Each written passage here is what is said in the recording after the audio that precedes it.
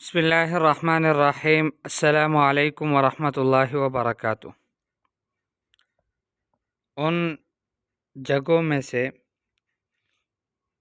جہاں پر اعراب کی علامات فرعی ہوتی ہے، ایک جمع مذکر سالم بھی ہے۔ جمع مذکر سالم کا اعراب، اس کی جو علامات ہیں وہ اصلی نہیں ہے بلکہ فرعی ہیں۔ جمع مذکر سالم کی تعریف ہوا ما دل علی اکثر من اثنین بزیادت واو و نون۔ جمع مذکر سالم وہ ہے کہ جو دو سے زیادہ پر دلالت کرتا ہو۔ دو پر دلالت کرتا ہو تب تو مثنیٰ ہے، اور ملحق بالمثنیٰ اس کا تفصیلی اعراب ہم پچھلے دروس میں پڑھ چکے ہیں۔ تو آج کے سبق میں ہم جمع مذکر سالم پڑھتے ہیں۔ جمع مذکر سالم ہوا ما دل علی اکثر من اثنین، یہ وہ ہے کہ جو دو سے زیادہ پر دلالت کرتا ہو، لیکن کس طرح سے؟ بزیادت واو و نون، یا تو آخر میں واو اور نون بڑھا کر، او یا ان و نون فی آخرہ، یا پھر آخر میں یا اور نون بڑھا کر۔ آخر میں یعنی اسم مفرد کے آخر میں اگر واو اور نون بڑھایا جائے تو اس وقت وہ جو ہے جمع مذکر سالم کہلاتا ہے، اور اگر یا اور نون بڑھایا جائے آخر میں تب بھی جمع مذکر سالم کہلاتا ہے۔ اعراب اس کا کیا ہے؟ یرفع بالواو وینصب ویجر بالیاء، مرفوع ہوتا ہے واو کے ساتھ اور منصوب اور مجرور ہوتا ہے یا کے ساتھ۔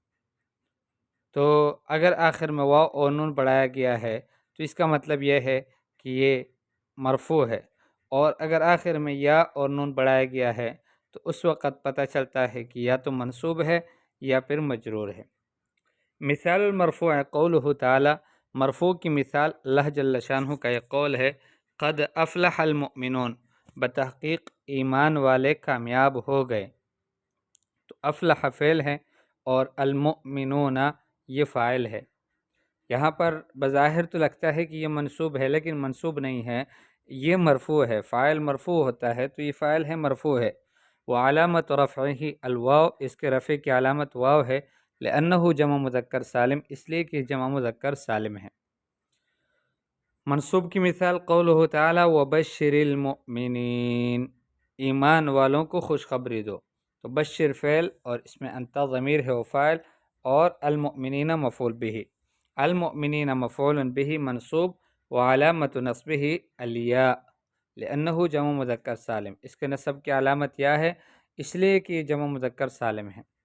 مجرور کی مثال قولہ تعالی لقد من اللہ علی المؤمنین، بتحقیق اللہ جل شانہ نے احسان کیا ہے ایمان والوں پر۔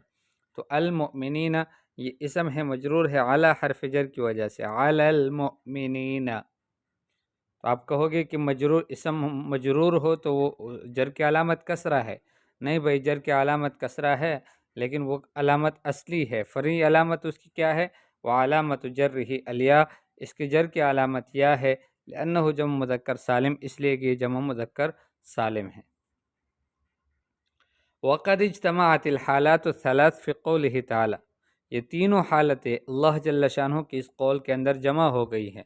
یعنی ایک آیت کا ٹکڑا ہے اور اس آیت کے اندر آپ کو تینوں حالتیں مل جائے گی، یعنی حالت رفع بھی جمع مذکر سالم کی، اور حالت نصبی اور حالت جری، تینوں حالتیں۔ لا يتخذ المؤمنون الكافرین اولیاء من دون المؤمنین، تو یہاں پر پہلا المؤمنون یہ فاعل ہے، مرفوع ہے، اور الکافرین یہ مفعول بھی ہے، منصوب ہے، اور المؤمنین آخر میں یہ مجرور ہے من حرف جر یا اضافت کی وجہ سے۔ تو المؤمنون فاعل مرفوع ہے، وعلامت رفعہ الواو، اس کے رفع کی علامت واو ہے، اور الکافرین مفعول بھی اول ہے، منصوب ہے، اور نصب کی علامت یا ہے۔ المؤمنین مضاف الیہ مجرور ہے، وعلامت جرہ الیاء، اور جر کی علامت یا ہے۔